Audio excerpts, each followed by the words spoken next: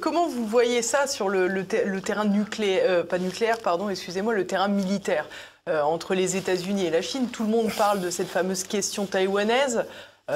Comme la suite de la guerre en Ukraine, quand on aura terminé avec l'Ukraine. Alors là encore, de même que l'Ukraine, on nous a caché une partie de la vérité de 2014 à 2021, 22 même, sur Taïwan. Cette histoire de dire que les Chinois vont attaquer Taïwan, c'est une absurdité totale quand on connaît, quand on lit, quand on regarde la politique chinoise.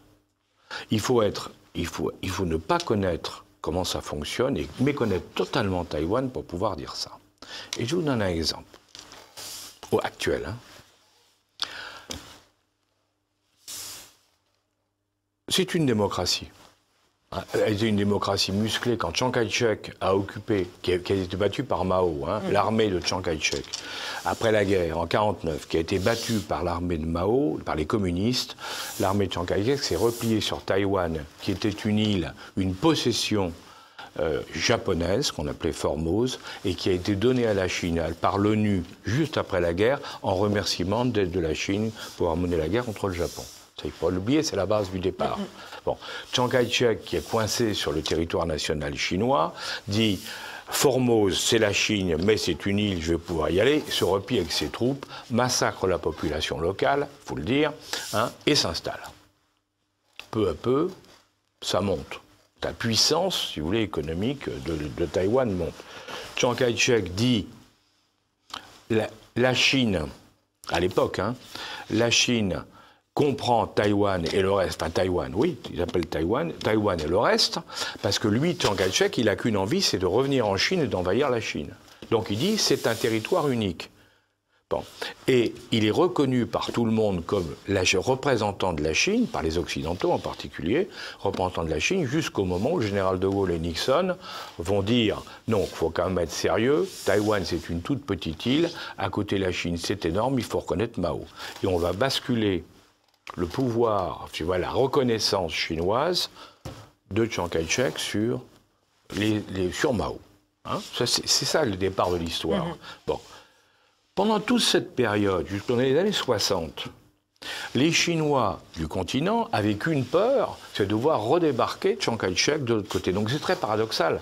Pendant toute cette période-là, la peur était du côté chinois et toute la marine chinoise était conçue pour se défendre contre une invasion depuis Taïwan. Ils étaient bien contents qu'ils restent sur l'île. Exactement. Alors, bon, le temps passe. Heureusement, le maréchal Chiang Kai-shek était plutôt un dictateur qu'autre chose, mais enfin, il y en a tellement dans le monde. Mais il était du côté occidental, donc on fermait les yeux. Il meurt et se crée une forme de démocratie réelle, parce qu'il y a des élections démocratiques. Et dans ces élections, des fois c'est le parti, je dirais, socialiste qui gagne, des fois c'est le parti de l'autre côté. Depuis 2 mandats, la présidente est une femme du parti, je dirais, pro-occidental. Mais ce qu'il faut bien voir, c'est que de l'autre côté, les socialistes, qui sont en gros, qu'on appelle en gros comme le Kuomintang, qui sont l'émanation de ce qui était avant le Kuomintang, bon, eux, ils viennent de gagner, à la fin de l'année dernière, toutes les grandes villes de Taïwan, sauf une. Toutes les villes sont passées sous contrôle C. Ce qui veut dire, quand on regarde comment ça se passe, quand toutes les villes basculent, en général, l'élection suivante. Bien sûr. D'ailleurs, la présidente a donné sa démission en disant « J'ai pas été capable d'empêcher le parti de gauche, des partis gauchistes, ou gauche plutôt, de gagner. Qu'est-ce qui se passe actuellement, là?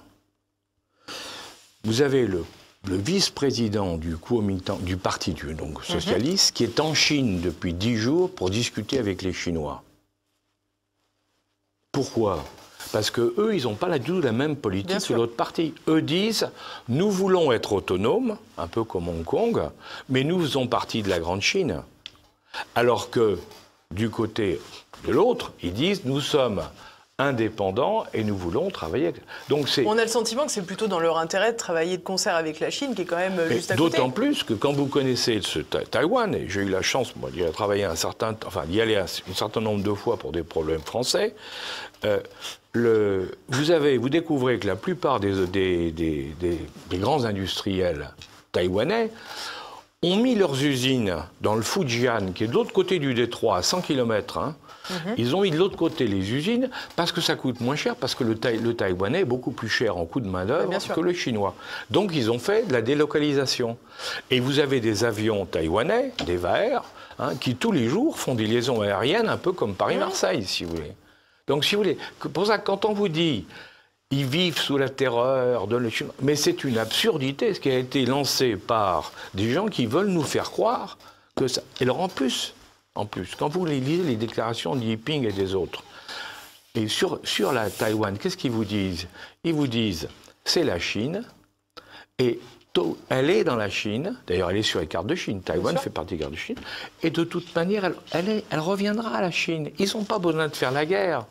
Il suffit que les autres reprennent le pouvoir et c'est fini. Vous voyez, donc on est dans une vision qui est totalement fausse par rapport à ce qui se passe là-bas. Mais une fois de plus, on se fait manipuler comme on s'est fait manipuler sur l'Ukraine, comme on se fait manipuler à chaque fois. Le drame, c'est qu'on n'a pas la volonté de rechercher les informations et ensuite de s'en servir pour faire face et dire, écoutez, ne nous racontez pas n'importe quoi.